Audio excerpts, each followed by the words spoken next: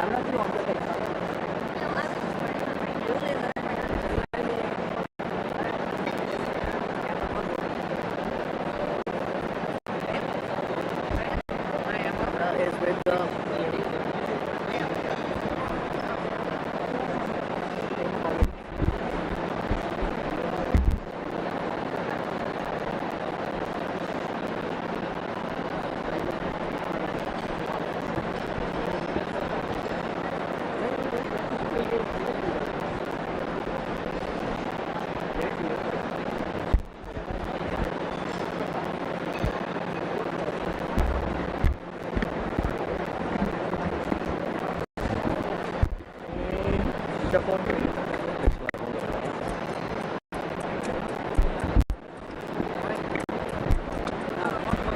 Just turning around. I don't like it.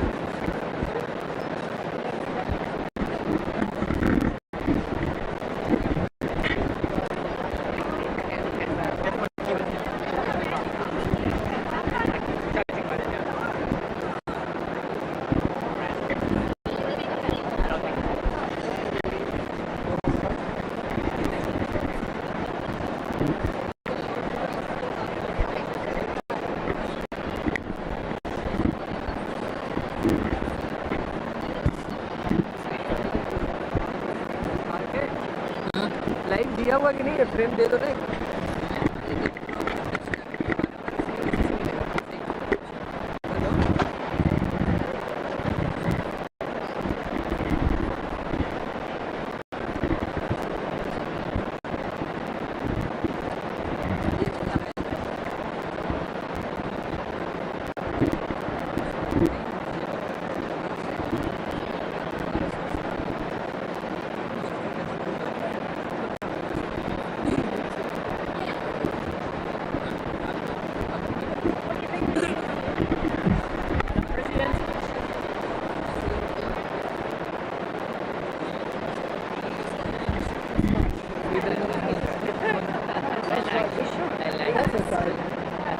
You're good.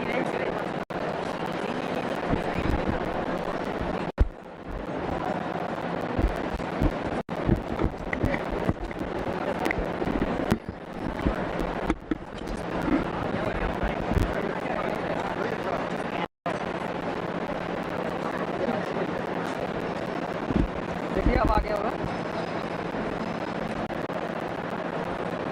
मिला ना? ले लीजिए। इसी में मिलेगा। अराइवल का टाइम दिख रहा है ना, जैसे भी हम आएंगे अराइवल का डिसीजन मिलेगा। हाँ चलिए मैडम, तो ऐसे अराइवल मिलेगा। अराइवल के बाद में मैक्रोन के साथ रिसीविंग मिलेगा। जब मैक्रोन आएंगे तो फिर तीसरा हमारा सबमिट। ऐसे लोग आते रहेंगे।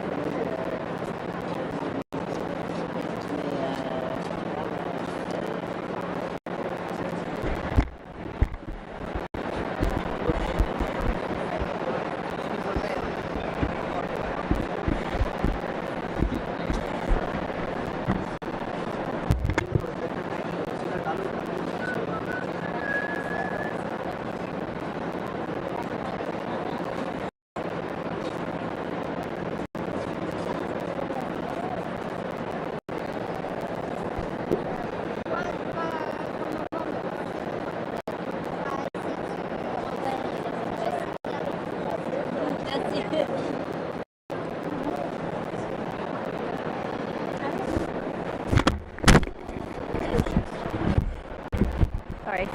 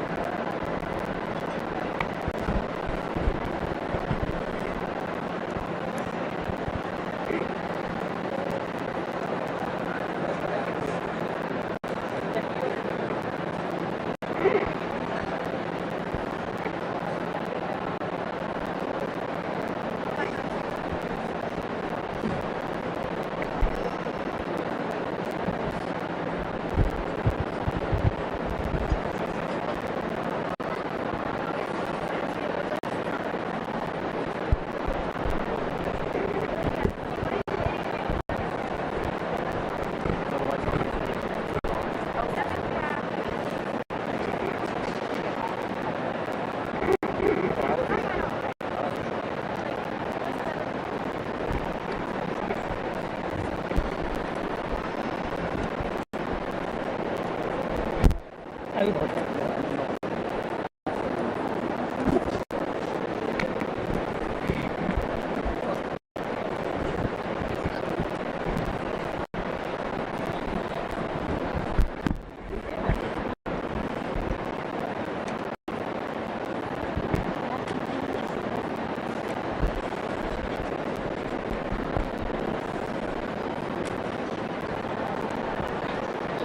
Mic check, mic check, mic check.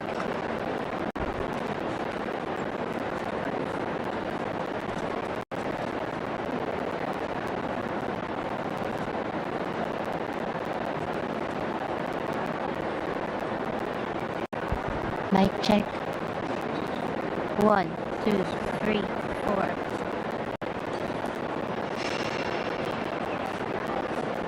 One, two, three, four.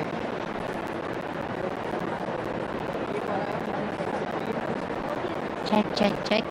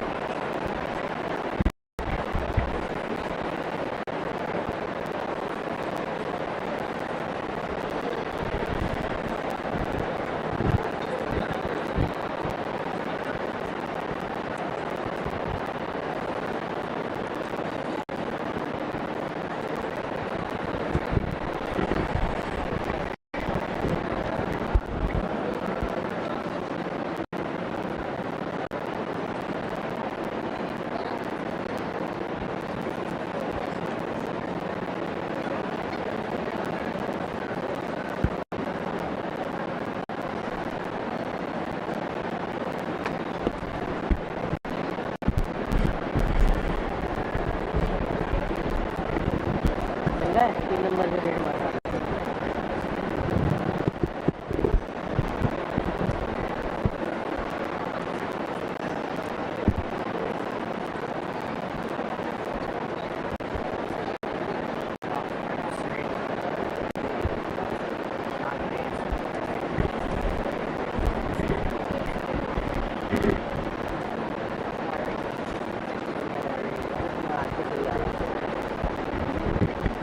इसके बाद इसको ही रखना 3 नंबर ये बात में 3 नंबर को रखना तो फिर अंदर जाएंगे तो सब कुछ आता रहेगा है ना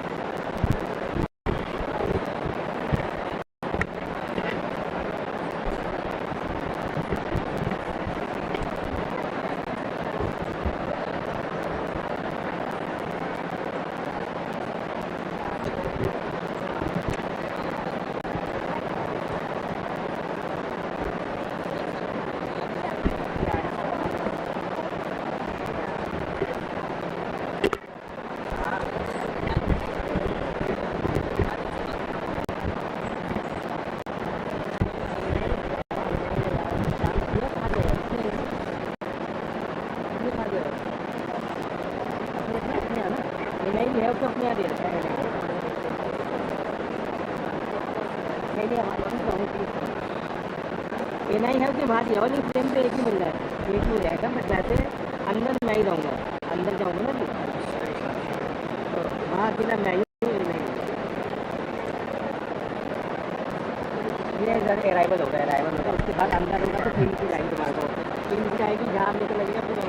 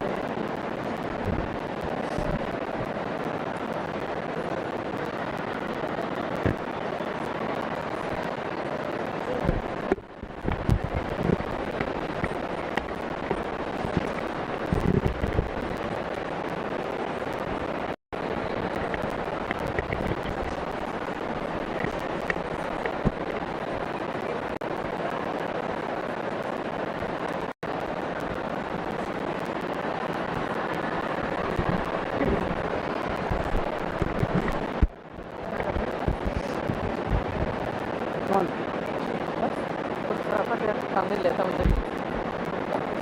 है बहुत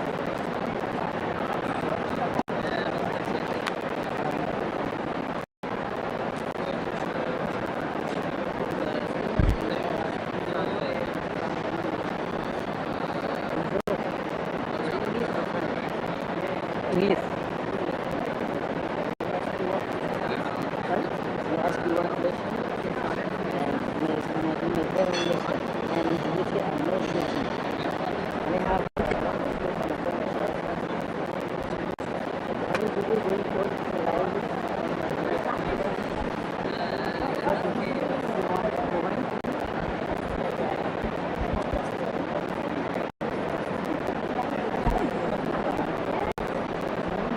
I have this card. No?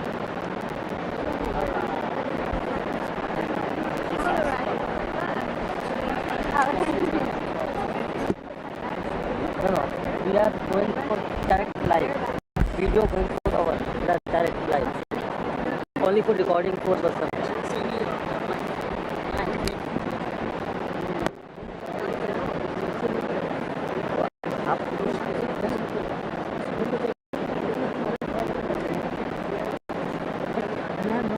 Everything.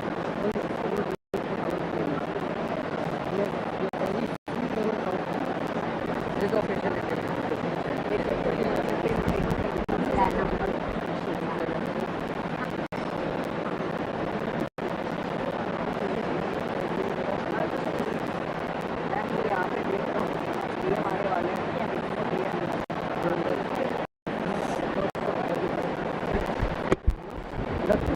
I'm not doing any time.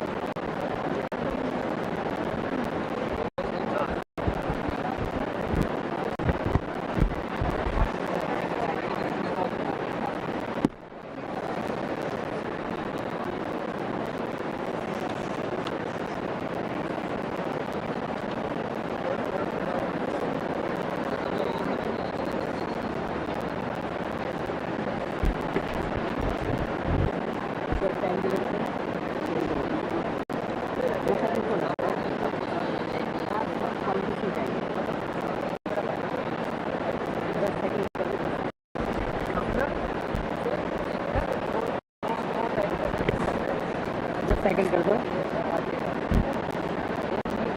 10 second कर दो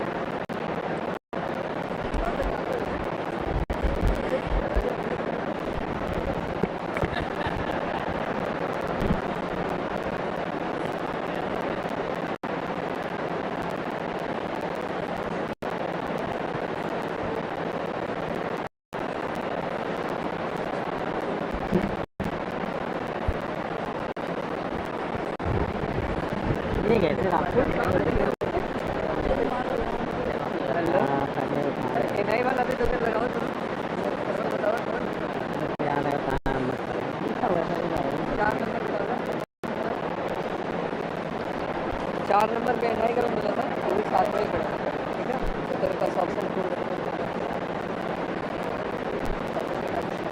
मार दे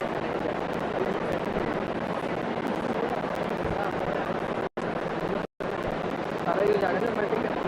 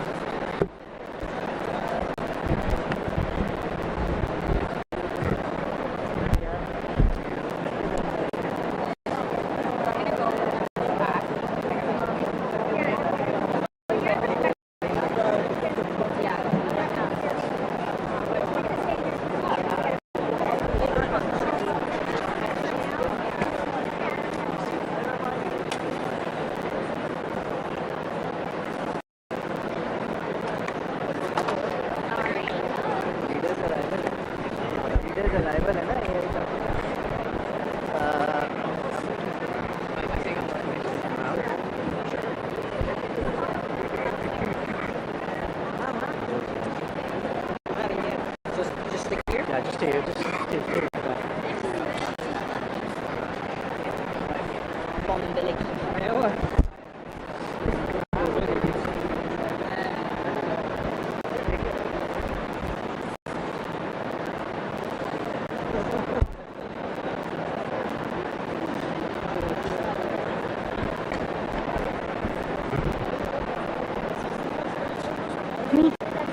Ouais, c'est Florent. Dis-moi, elle a Rédacteur, on n'a pas de rédacteur, on a une équipe télé. Reporter texte, vous voulez dire. Ils doivent être dans la salle de presse, mais je les ai pas vus. En tout cas. En fait, on en a 4, je sais pas si vous cherchez. Oui, bien sûr, je peux vous donner le numéro d'Elisabeth. Tenez.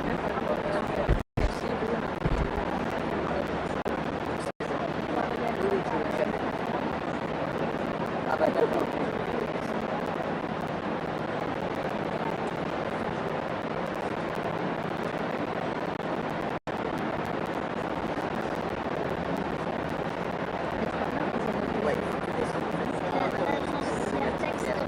Exactement. Donc on t'attend. C'est maintenant qu'il doit prendre ton invitation.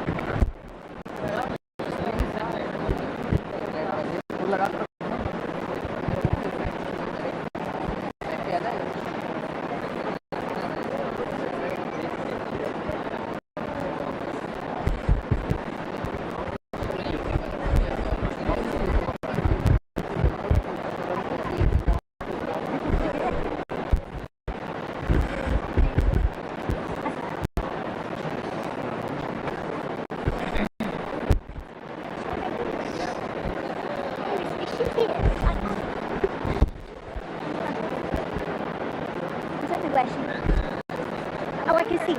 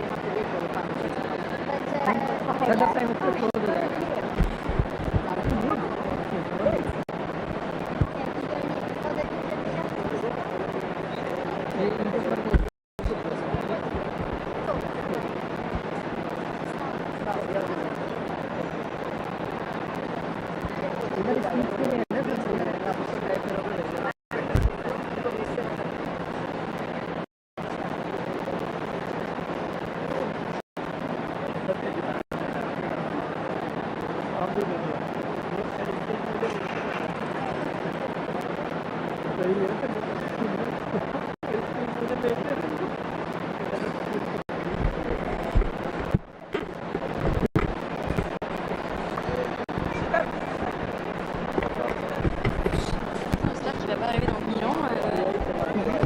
T'as pas une liste? Comment? T'as pas une liste d'invités par hasard? Si seulement, ce serait trop facile. Merci. De toute façon, si la bourre, moi je ferais à 11h30, je raconterais le défilé des dirigeants. Ouais, c'est vraiment un événement international. Ouais. C'est bon.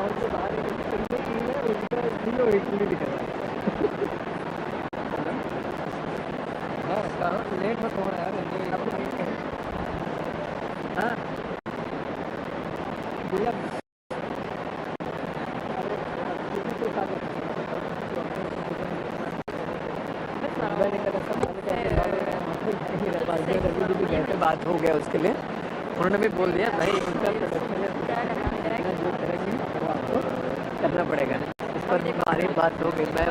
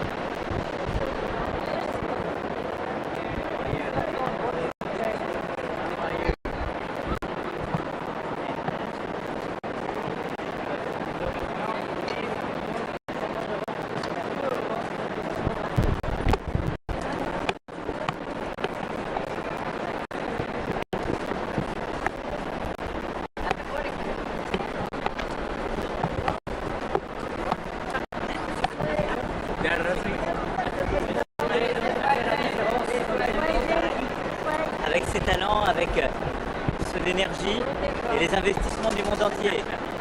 Thank you, friends. Thank you. Thank you. Thank you so much.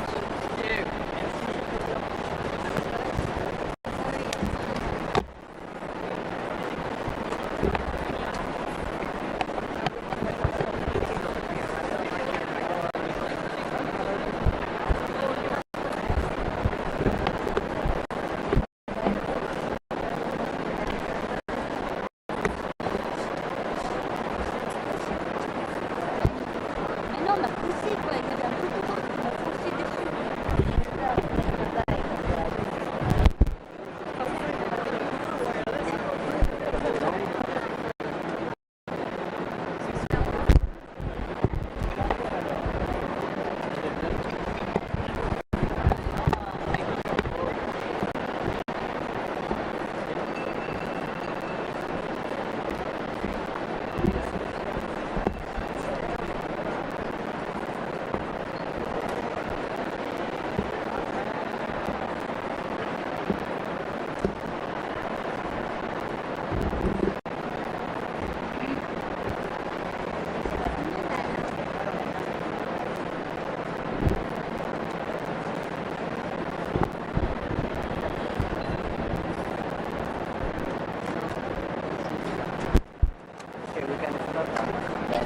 I think that should be it now.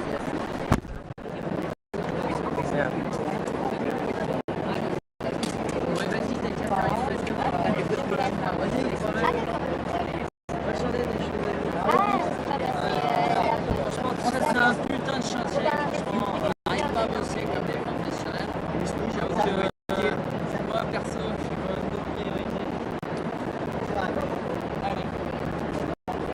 Voilà. Pour faire un mec.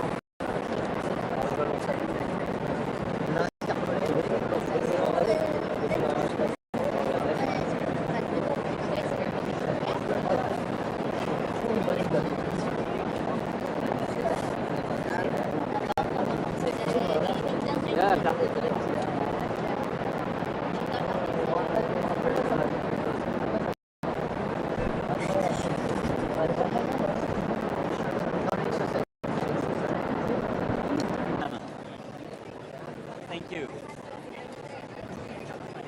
Ça va depuis hier? Ça va? Merci. Comment vas-tu? En forme? Merci à toi. Rodolphe, ça va? Oui. On avance. Oui, j'ai eu là. On va le coin. Moi, je t'ai vu. Toi, je t'ai pas vu encore. Tu viens de venir. Non, merci à toi. Bonjour, monsieur le président. Comment allez-vous? It's okay. Non, merci. Merci. En forme? Comment allez-vous? Happy to see you. Bonjour, monsieur le président. How are you? Très bien. And good to see you. Fine. Non, c'est Gilbert, comment vas-tu?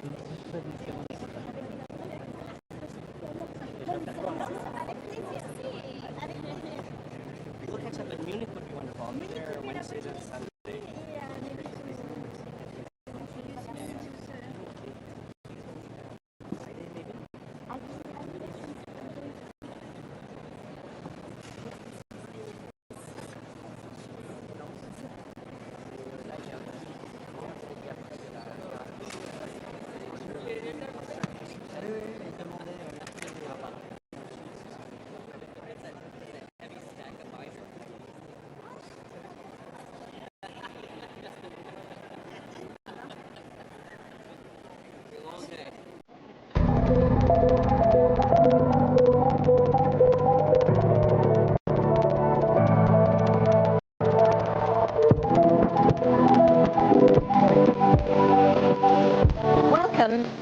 AI Action Summit. A unique opportunity to reflect on one of the most transformative forces of our time, artificial intelligence. So much opportunity for us, but instead of believing that AI is here to replace us, let's work on AI that can help to augment and empower us. A broad revolution with impacts on societies in plural as a whole, but we need to think through what these transformations mean.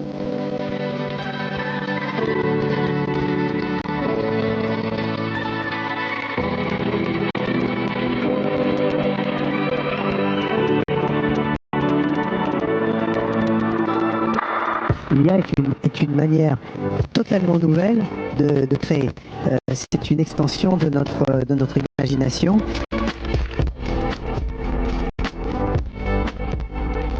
We need to work in partnership with all of you, companies, researchers, funding.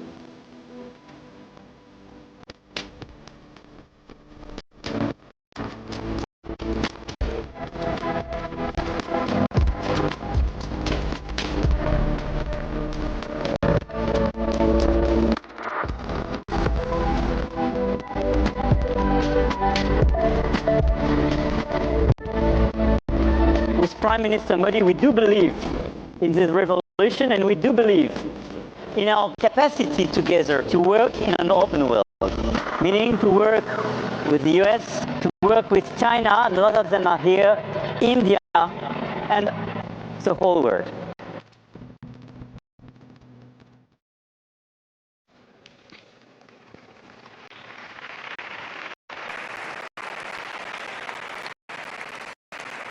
Bien, mesdames, messieurs les chefs d'État et de gouvernement, mesdames, messieurs les directrices, directeurs généraux d'organisations internationales, monsieur le secrétaire général, madame la présidente de la Commission européenne, monsieur le vice-président, monsieur le vice-premier ministre, mesdames et messieurs, en vos grades et qualités, chers amis, juste un mot pour vous dire combien nous sommes heureux de vous accueillir ici. Alors, hier, beaucoup d'entre vous ont pu toute la journée échanger dans ce grand palais que nous venons de restaurer et qui a été créé pour l'exposition universelle de 1900 et était en quelque sorte cette France confiante dans le progrès, la science et cette aventure extraordinaire.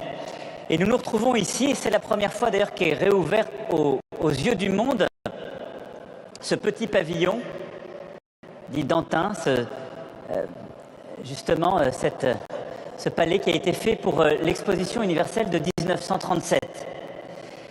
Sous l'impulsion d'un prix Nobel de chimie, M. Perrin, de l'époque, et qui avait cette conviction qu'en montrant la science aux Françaises, aux Français et au monde, on arriverait véritablement à convaincre d'embrasser cette histoire de progrès et à réussir à avoir une science au service de l'humanité.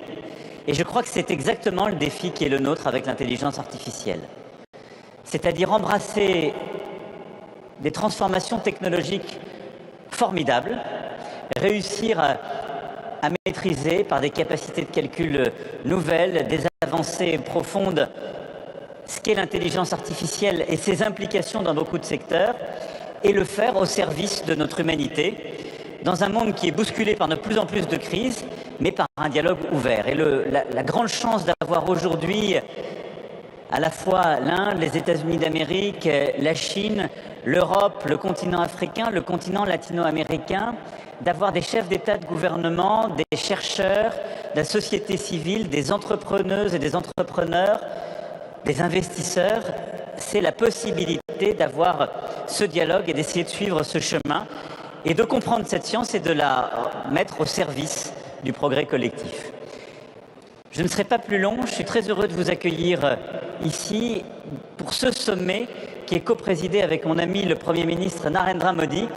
Et donc, Monsieur le Premier ministre, cher Narendra, je vais surtout vous céder la parole pour qu'on puisse vous entendre et entendre ce que l'Inde a à dire au monde sur l'intelligence artificielle. Merci à toutes et tous d'être là.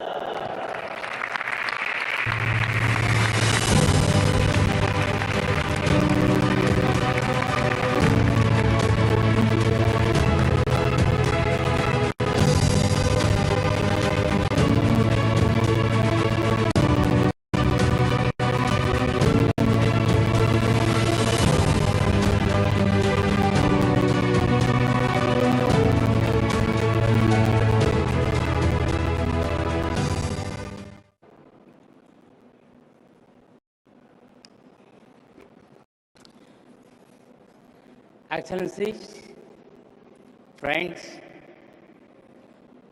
let me begin with a simple experiment.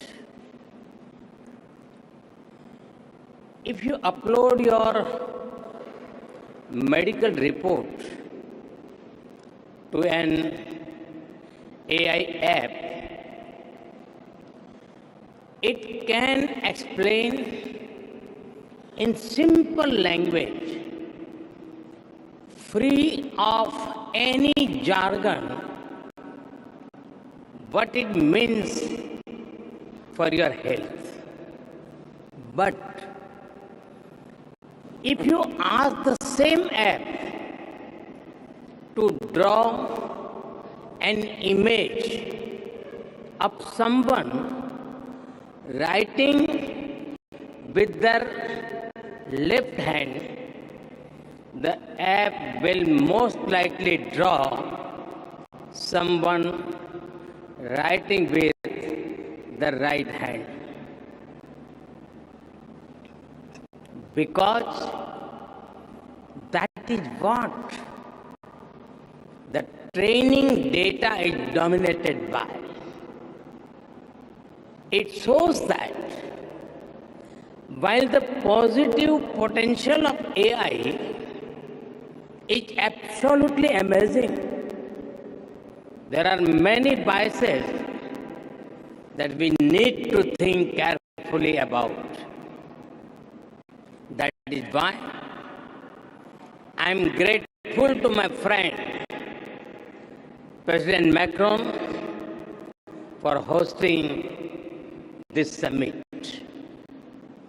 and for inviting me to co-chair it. Friends, AI is already reshaping our polity, our economy, our security, and even our society. AI is writing the code for humanity. AI is writing the code for humanity in this century. But it is very different from other technology milestones in human history. AI is developing at an unprecedented scale and speed, and being adapted and deployed even faster. There is also a deep interdependence across borders. Therefore, there is a need for collective global efforts to establish governance and standards that uphold our shared values, address risks, and build trust. But governance is not just about managing risks and rivalries. It is also about promoting innovation and deploying it for the global good. So, we must think deeply and discuss openly about innovation and governance. Governance is also about ensuring access to all, especially in the global south. It is where the capabilities are most lacking, be it compute, power, talent, data, or the financial resources.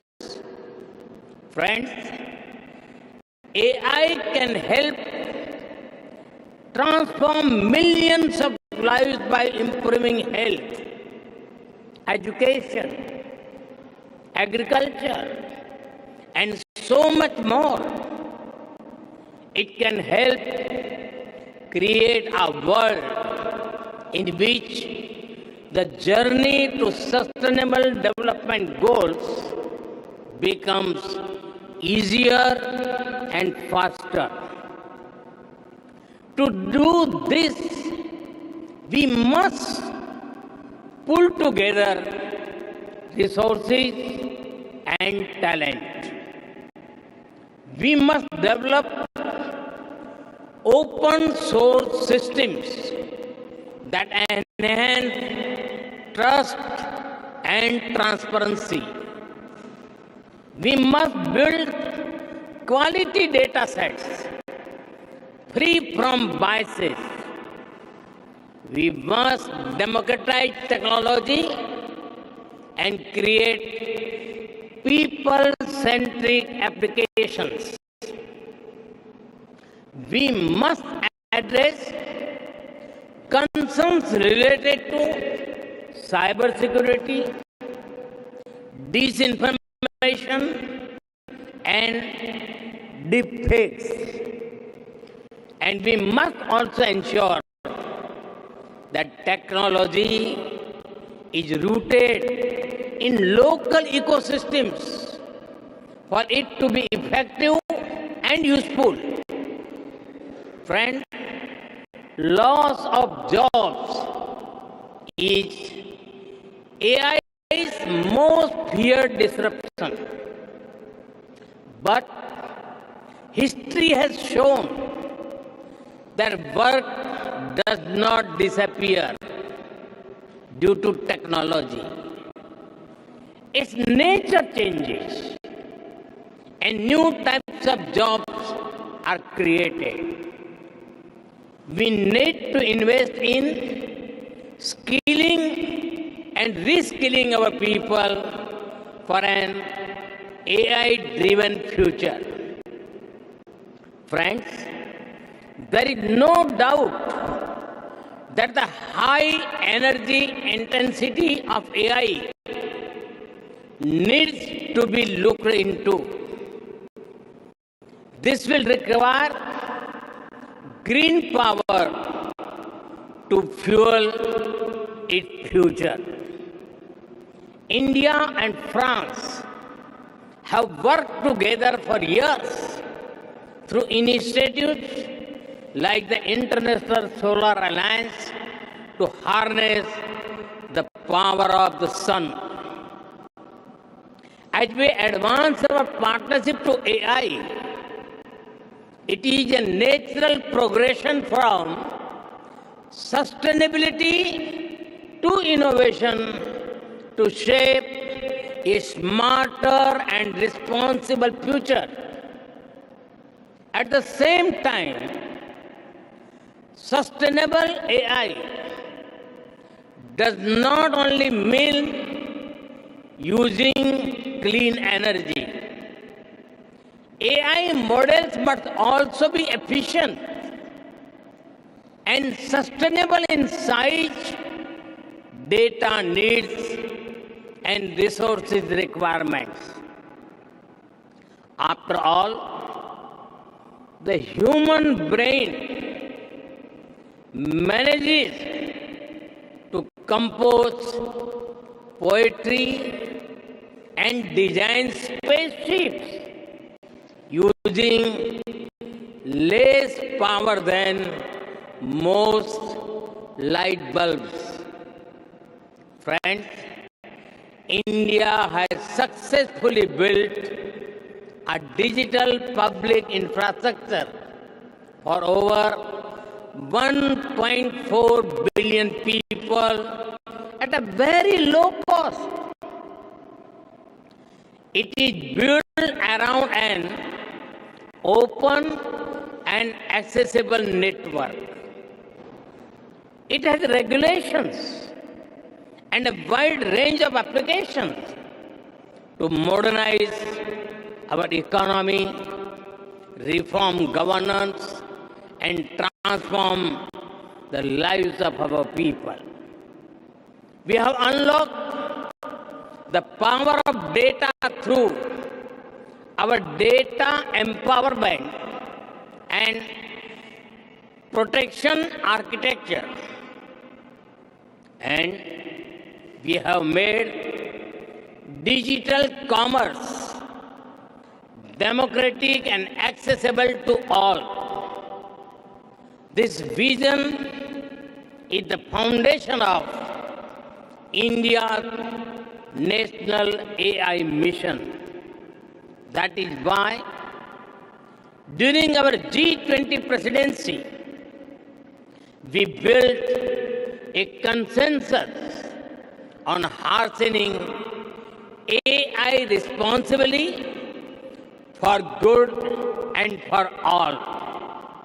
Today, India leads in AI adoption and techno-legal solutions on data privacy. We are developing AI applications for public good. We have one of the world's largest AI talent pools. India is building its own large language model considering our diversity. We also have a unique public-private partnership model for pooling resources like compute power. It is made available to our startups and researchers at an affordable cost. And India is ready to share its experience and expertise to ensure that AI future is for good and for all. Friends, we are at the dawn of the AI age that will shape the course of humanity. Some people worry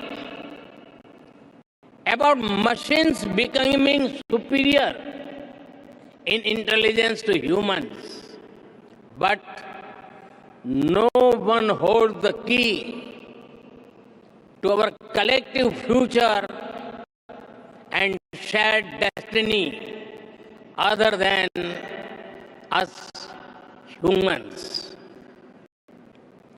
That sense of responsibility must guide us. Thank you.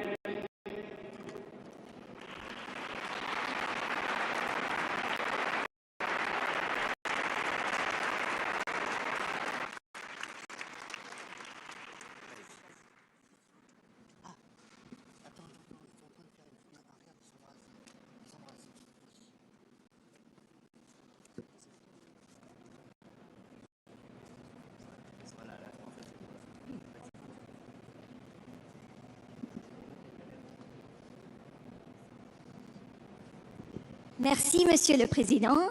Thank you, Prime Minister. My name is Alessandra Galloni, and I'm Editor-in-Chief of Reuters News Agency, and I'm here this morning just to help things along. So welcome again to the closing plenary session of the AI Action Summit. So for the past day, we have been discussing and debating what is essentially the future of our societies, the future of our children, the future of our planet in the age of artificial intelligence. Our co-hosts, President Macron, Prime Minister Modi, have exhorted all of you to push the limits of your creativity, to push the limits of your imagination during these 2 days. And as we saw from the opening video, delegates have discussed AI's impact on the environment, on labor, on diversity, and on making sure that AI does not get out of control, which is something that technologists are openly worried about. AI has in the past few years inspired outbursts of hope, but also of fear. It has attracted an astounding amount of money. In fact, the prospect of another 97 billion just last night, and is setting up epic clashes in business and potentially in geopolitics as well. France and the European Union have pledged a lighter touch in regulation to help AI and investment in AI flourish. But as President Macron said last night at dinner, and I hope you don't mind my quoting you, paradise cannot mean the Wild West.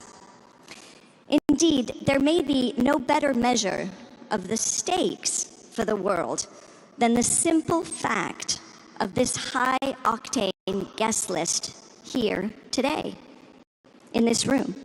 We have a large cross-section of global leaders in government, technology, finance, civil society. You will set and have already shaped the future of this technology. As the editor of a global news organization whose news users are in all of your countries and look to us for fact-based news on all of your companies, I can assure you that the world is watching this event very, very carefully. So, who knows? I mean, maybe it is possible that years from now, people, and perhaps even a conscious AI, will look back upon this meeting as a milestone in humanity's relationship with thinking machines. So with this, I would like to welcome all the panelists of the sessions today to the stage. If you could all come up together, even though you're in two different sessions. So I'll call you one by one. Ms. Ursula von der Leyen, the President of the European Commission, please. Mr. Farrell Williams, I saw you earlier. Yes, your seats are on your chairs. Mr. Artist, Mr. Farrell Williams. Ms. Anne Bouvreau, the Special Envoy of the President of the Republic, please. Mr. Sundar Pichai, CEO of Google, please. Ms. Soo-Yeon Choi, Director General of Naver. Saw you last night at dinner. I know you're here. There you are. Mr. Petteri Orpo, Prime Minister of Finland, please. And Ms. Doreen Bogdan-Martin, Secretary General of the International Communications Union. And last but not least, Mr. Faith Birol, Director General of the International Energy Agency. So the first session, which will be moderated by Anne Bouvreau, who has been instrumental, and a big thank you to Anne for setting up this entire event of the past 2 days, will be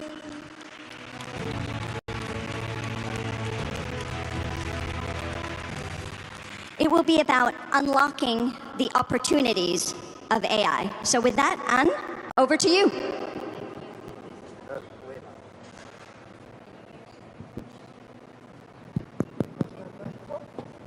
It's working. Thank you. Thank you so much. Good morning, everyone. Thank you so much for being here. This notion of unlocking opportunities and shared progress has been our driver towards the preparation of the summit. Throughout all the preparation, the trips that I have taken, I have heard all over the world everyone telling me we want to be part of this AI revolution. We want to be able to develop our own solutions. We want to be actors. We want to be players. And we are looking forward to come to Paris to be able to have this discussion. So, of course, there is great hope from AI. There's hope for progress in medical research. There's hope for progress in science. There's hope for new climate solutions. There's also hope for progress and new art and creativity, and we will be discussing this. But how can we make sure that these opportunities are unlocked in the short term now or very soon. We will hear today from our distinguished guests and speakers what they are doing to make this possible by defining strategies, by listening to the world's experts, by announcing investments, and by a number of actions.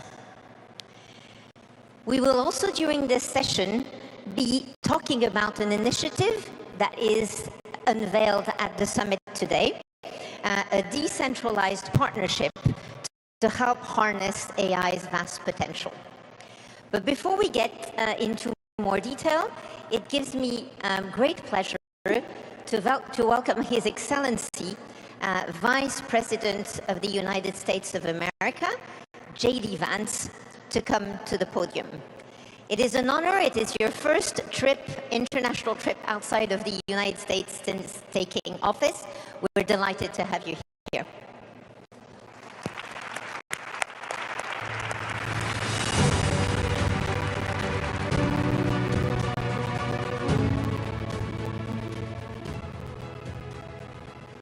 The kind introduction, and I want to start by thanking President Macron for hosting the event and, of course, for the lovely dinner last night. During the dinner, President Macron looked at me and asked if I would like to speak, and I said, Mr. President, I'm here for the good company and free wine, but I have to earn my keep today. And I, of course, want to thank Prime Minister Modi for being here and for co-hosting the summit, for all of you for participating. And I'm not here this morning to talk about AI safety, which was the title of the conference a couple of years ago. I'm here to talk about AI opportunity. When conferences like this convene to discuss a cutting-edge technology, oftentimes I think our response is to be too self-conscious, too risk-averse. But never have I encountered a breakthrough in tech that so clearly calls us to do precisely the opposite. Now, our administration, the Trump administration, believes that AI will have countless revolutionary applications in economic innovation, job creation, national security, healthcare, free expression, and beyond. And to restrict its development now will not only unfairly benefit incumbents in the space, it would mean paralyzing one of the most promising technologies we have seen in generations. Now, with that in mind, I'd like to make 4 main points today. Number 1, this administration will ensure that American AI technology continues to be the gold standard worldwide, and we are the partner of choice for others, foreign countries, and certainly businesses as they expand their own use of AI. Number 2, we believe that excessive regulation of the AI sector could kill a transformative industry just as it's taking off, and will make every effort to encourage pro-growth AI policies. And I like to see that deregulatory flavor making its way into a lot of the conversations this conference. Number 3, we feel very strongly that AI must remain free from ideological bias, and that American AI will not be co-opted into a tool for authoritarian censorship. And finally, number 4, the Trump administration will maintain a pro-worker growth path for AI, so it can be a potent tool for job creation in the United States. And I appreciate Prime Minister Modi's point. AI, I really believe, will facilitate and make people more productive.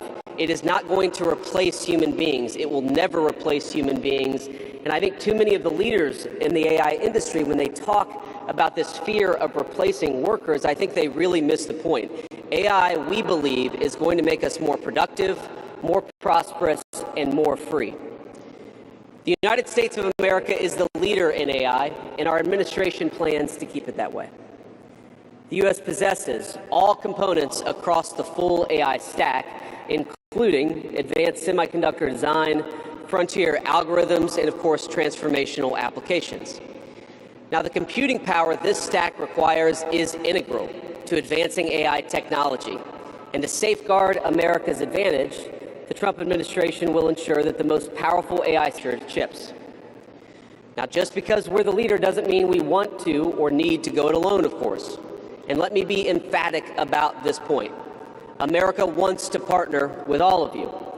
And we want to embark on the AI revolution. Before us, with a spirit of openness and collaboration. But to create that kind of trust, we need international regulatory regimes that fosters the creation of AI technology rather than strangles it. And we need our European friends in particular to look to this new frontier with optimism rather than trepidation. Now, the development of cutting-edge AI in the U.S. is no accident. By preserving an open regulatory environment, we've encouraged American innovators to experiment and to make unparalleled R&D investments. Of the $700 billion, give or take, that's estimated to be spent on AI in 2028, over half of it will likely be invested in the United States of America. Now, this administration will not be the one to snuff out the startups and the grad students producing some of the most groundbreaking applications of artificial intelligence. Instead, our laws will keep big tech, little tech, and all other developers on a level playing field. Now, with the President's recent executive order on AI, we're developing an AI action plan that avoids an overly precautionary regulatory regime while ensuring that all Americans benefit from the technology and its transformative potential. Now, we invite your countries to work with us and to follow that model if it makes sense for your nations.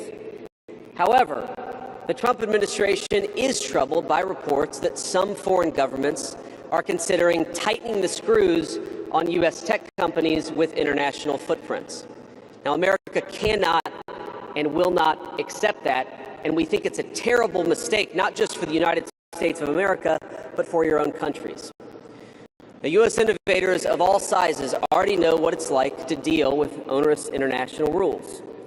Many of our most productive tech companies are forced to deal with the EU's Digital Services Act and the massive regulations it created about taking down content and policing so-called misinformation. And of course, we want to ensure the internet is a safe place, but it is one thing to prevent a predator from preying on a child on the internet, and it is something quite different to prevent a grown man or woman from accessing an opinion that the government thinks is misinformation. Meanwhile, for smaller firms, navigating the GDPR means paying endless legal compliance costs or otherwise risking massive fines. Now, for some, the easiest way to avoid the dilemma has been to simply block EU users in the first place. Is this really the future that we want, ladies and gentlemen? I think the answer for all of us should be no. Now, there's no issue where we worry about more than regulation when it comes to energy.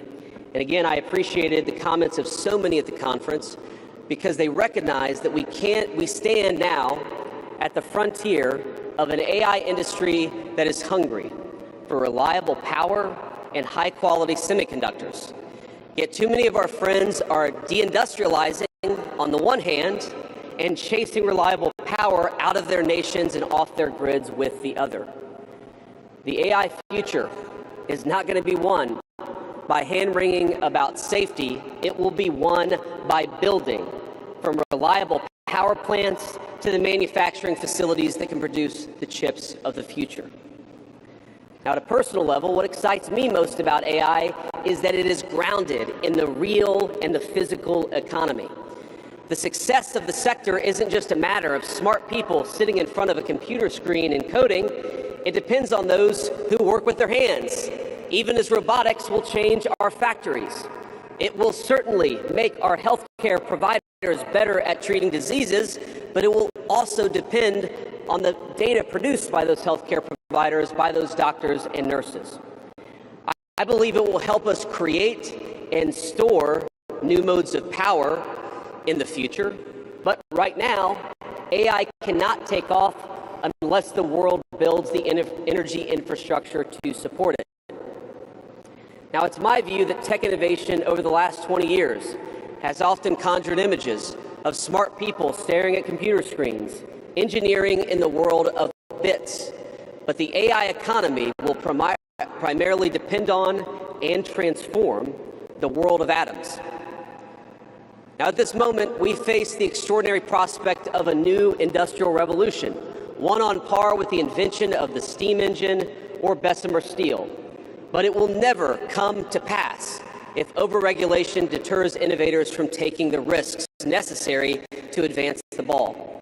Nor will it occur if we allow AI to become dominated by massive players looking to use the tech to censor or control users' thoughts. And I'd ask if you step back a moment and ask yourself, who is most aggressively demanding that we, meaning political leaders gathered here today, do the most aggressive regulation? It is very often the people who already have an incumbent advantage in the market. And when a massive incumbent comes to us asking us for safety regulations, we ought to ask whether that safety regulation is for the benefit of our people or whether it's for the benefit of the incumbent. Now, over the last few years, we've watched as governments, businesses, and nonprofit organizations have advanced unpopular and I believe downright ahistorical social agendas through AI. In the US, we had AI image generators trying to tell us that George Washington was black or that America's doughboys in World War I were in fact women. Now we laugh at this now, and of course it was ridiculous, but we have to remember the lessons from that ridiculous moment. And what we take from it is that the Trump administration will ensure that AI systems developed in America are free from ideological bias and never restrict our citizens' right to free speech. We can trust our people to think, to consume information, to develop their own ideas, and to debate with one another in the open marketplace of ideas. Now, we've also watched as hostile foreign adversaries have weaponized AI software to rewrite history, surveil users, and censor speech. This is hardly new, of course. As they do with other tech, some authoritarian regimes have stolen and used AI to strengthen their military, intelligence, and surveillance capabilities, capture foreign data, and create propaganda to undermine other nations' national security. I want to be clear. This administration will block such efforts, full stop. We will safeguard American AI and chip technologies from theft and misuse, work with our allies and partners to strengthen and extend these protections, and close pathways to adversaries attaining AI capabilities that threaten all of our people. And I would also remind our international friends here today that partnering with such regimes, it never pays off in the long term. From CCTV to 5G equipment, we're all familiar with cheap tech in the marketplace that's been heavily subsidized and exported by authoritarian regimes. But as I know, and I think some of us in this room have learned from experience, partnering with them means chaining your nation to an authoritarian master that seeks to infiltrate, dig in, and seize your information infrastructure. Should a deal seem too good to be true, just remember the old adage that we learned in Silicon Valley: if you aren't paying for the product, you are the product. Finally, this administration wants to be very clear about one last point. We will always center American workers in our AI policy. We refuse to view AI as a purely disruptive technology that will inevitably automate away our labor force.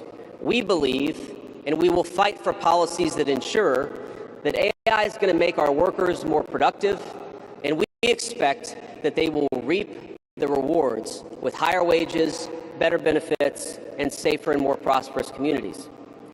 From law to medicine, manufacturing, the most immediate applications of AI almost all involve supplementing, not replacing, the work being done by Americans. Now, combined with this administration's worker-first approach to immigration, we believe that a U.S. labor force prepared to use AI to its fullest extent will instead attract the attention of businesses that have offshored some of these roles. To accomplish this, the administration will make sure that America has the best trained workforce in the world. Our schools will teach students how to manage, how to supervise, and how to interact with AI-enabled tools as they become more and more a part of our everyday lives. And as AI creates new jobs and industries, our government, businesses, and labor organizations have an obligation to work together to empower the workers, not just of the United States, but all over the country, all over the world. To that end, for all major AI policy decisions coming from the federal government, the Trump administration will guarantee American workers a seat at the table, and we're very proud of that. Now, I've taken up enough of your time, so I'd like to close with just a quick story. This is a beautiful country, President Macron, and I know that you're proud of it and should be. And yesterday, as I was touring Leyen with General Gravet with my 3 kids, he was kind enough to show me the sword that belonged to America's dearest international friend from our own revolution, of course, the Marquis de Lafayette. He let me hold the sword, but of course he made me put on the white gloves beforehand. And it got me thinking of this country, France, and of course of my own country, and of the beautiful civilization that we have built together with weapons like that saber.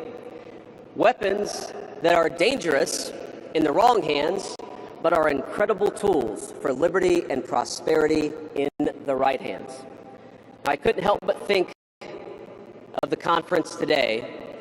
If we choose the wrong approach on other things that could be conceived of as dangerous, things like AI, and choose to hold ourselves back, it will alter not only our GDP or the stock market, but the very future of the project that Lafayette and the American founders set off to create.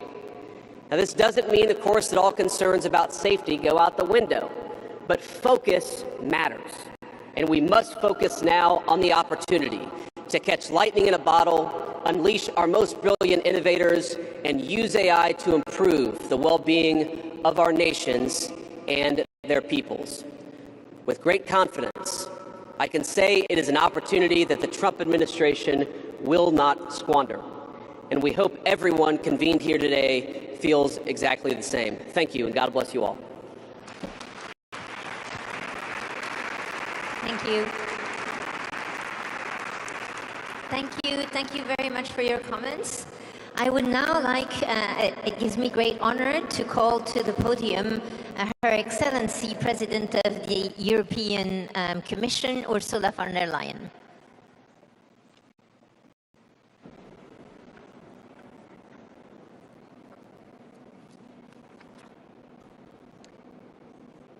Monsieur le Président, cher Emmanuel, Presidents, Your Serene Highness, Prime Ministers, Excellencies, ladies and gentlemen.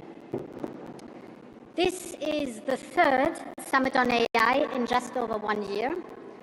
In the same period, 3 new generations of ever more powerful AI models have been released. Some expect models that will approach human reasoning within a year.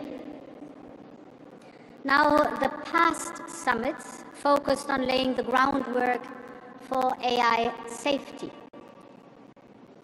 We build a shared consensus that AI will be safe and that it will promote our values and benefit humanity. But this summit is focused on action. And that is exactly what we need right now. The time has come for us to formulate a vision of where we want AI to take us as a society and as humanity. And then we need to act and accelerate Europe in getting there.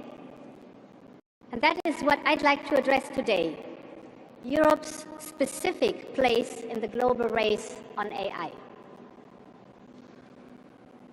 We want Europe to be one of the leading AI continents. And this means embracing a way of life where AI is everywhere. You all know that AI can help us boost competitiveness, protect our security, shore up public health, make access to knowledge and information more democratic. And this is what you, the entrepreneurs, the researchers, the investors, the business leaders are showcasing here in Paris and that you are doing every single day. This is a glimpse of the AI continent we want to become. Now, too often often, I hear that Europe is late to the race, while the United States or China have already gotten ahead. I disagree, because the AI race is far from being over. Truth is, we're only at the beginning. The frontier is constantly moving. Global leadership is still up for grabs. And behind the frontier lies the whole world of AI adoption. AI has only just begun to be adopted in the key sectors of our economy and for the key challenges of our times. And this should be Europe's focus. Bringing AI to industry-specific applications and harness its power for productivity and for people. And this is where Europe can truly lead the race. So Europe has everything to gain. But of course, we need our own distinctive approach to artificial intelligence. Too often, I have heard that we should replicate what others are doing and run after their strengths. I think that instead, we should invest in what we can do best and build our own strengths here in Europe. Our own strengths are our science and technology mastery that we have given to the world. As this summit shows, there's a distinct European brand of AI. It is already driving innovation and adaptation, and it is picking up speed. So, what are the main features? First, European AI focuses on AI adoption in complex applications, using our unique industrial and manufacturing data and know-how. Second, European AI is cooperative. It brings talents together from different countries, from different sectors, from different backgrounds. It is that same spirit of our collaborative approach to science which has produced many a breakthrough and a huge pool of talent. Just think about Horizon Europe. And third, European AI embraces the power of open source. And open source can spread much faster along with proprietary systems. It is for all these reasons that the AI startup scene in Europe is booming. The number of unicorns has increased by 10 times in just a few years. So this European brand of open innovation is showing results. But now it needs to be supercharged. It needs to get a push. And this is why it's the right place to be here at this AI Action Summit. We will act in two ways. First, we want to accelerate innovation. Europe has some of the world's fastest public supercomputers. We're now putting them at the service of our best startups and our best scientists so they can forge the AI we need.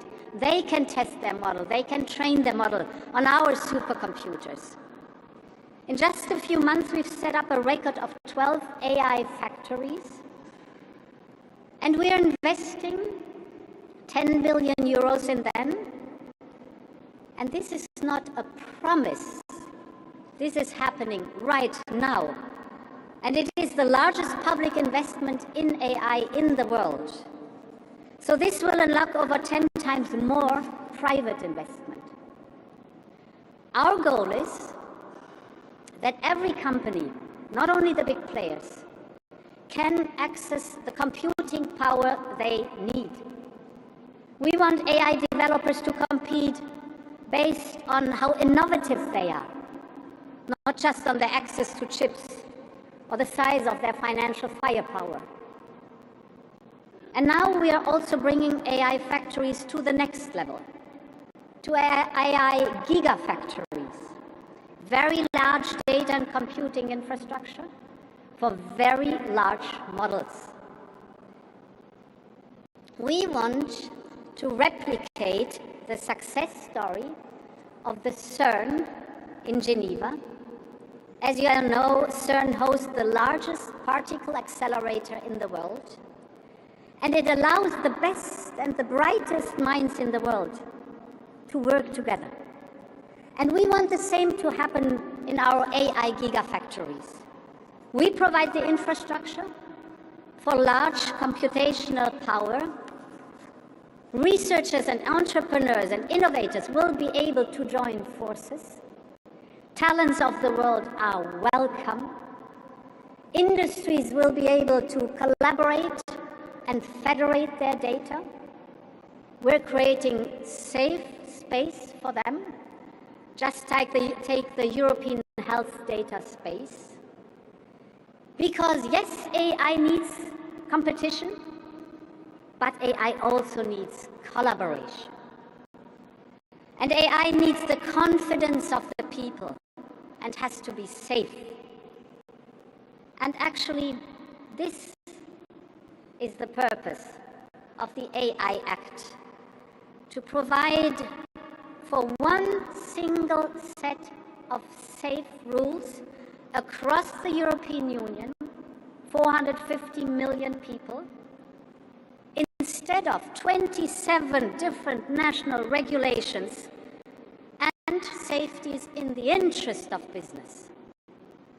At the same time, I know that we have to make it easier and we have to cut red tape, and we will. Finally, computational power requires immediate, substantial financial capital from both public and private.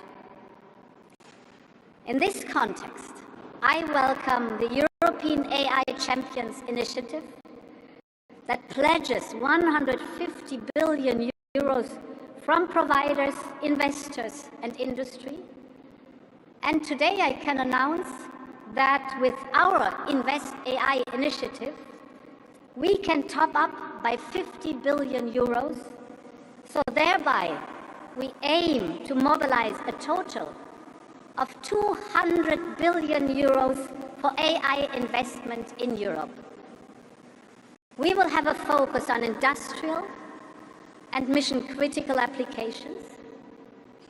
It will be the largest public-private partnership in the world for the development of trustworthy AI. And finally, cooperative AI can be attractive well beyond Europe, including our partners in the Global South.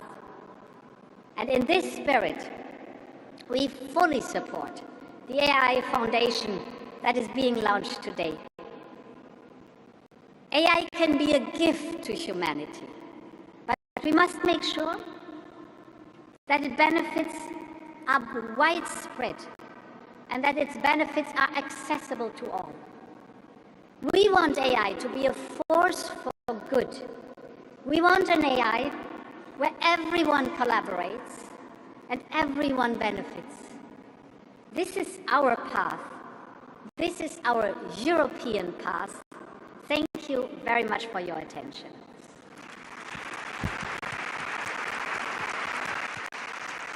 Thank you. Thank you very much, President von der Leyen, for your comments and for the announcements that you made today.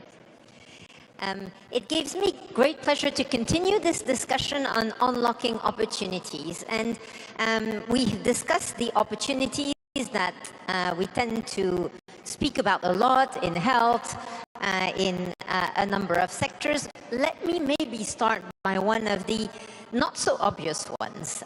Let's start with arts and creative industries. First of all, we have dedicated during this AI week a whole weekend to this topic of AI and art and culture. We have had both wonderful creations showcased by artists, but also discussions about the challenges that lie between AI and creation, because it's not always something that comes as the first example of benefits of AI. With us today we have Farah Williams. We're delighted to have you here. You're an extraordinarily creative artist, and so who better than you could share a few thoughts about AI and creativity? Farah, please. Thank you. Thanks for having me. I don't know how you guys do this with the thing in the air.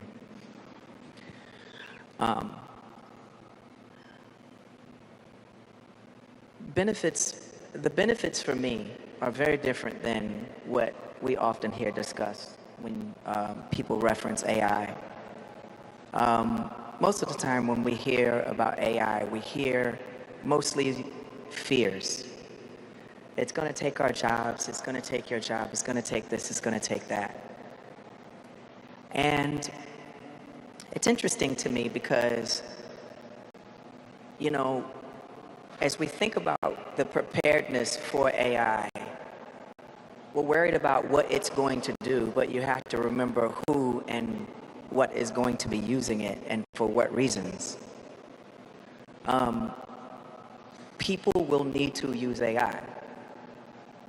They're going to need jobs. There will be jobs there for them. Will there be some jobs